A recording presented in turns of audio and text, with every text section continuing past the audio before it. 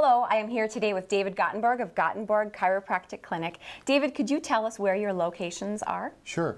I have two locations. The principal location is in Pelican Rapids.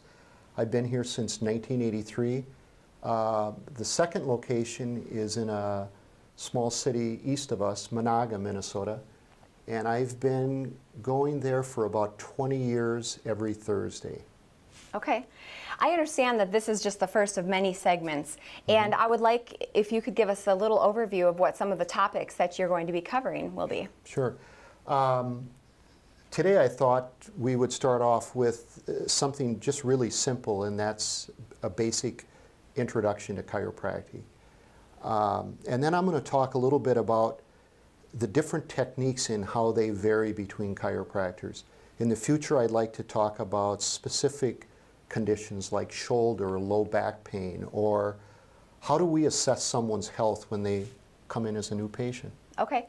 I understand you have a video that we could watch that would help give us a better understanding of basic chiropractic care. Could we take a look at that now? Sure, let's do it.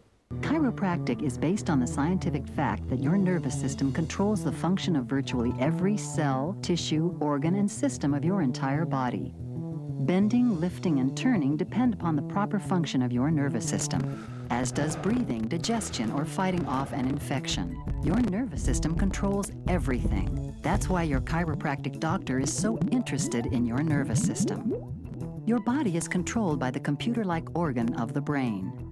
The brain is protected by the skull and communicates with the tissues and organs of the body through the spinal cord, which is housed in the moving bones of the spinal column. Pairs of nerve roots branch off the spinal cord from between each spinal joint to service the entire body. A feedback loop back to the brain monitors the function of every tissue and organ. However, spinal bones can lose their normal motion or position due to trauma, repetitive motions, poor posture, emotional stress, drugs, alcohol, and many other causes. This can affect the nervous system control and function of associated organs and tissues. This is a common condition. Doctors of chiropractic refer to this as the vertebral subluxation complex, or more simply, a subluxation.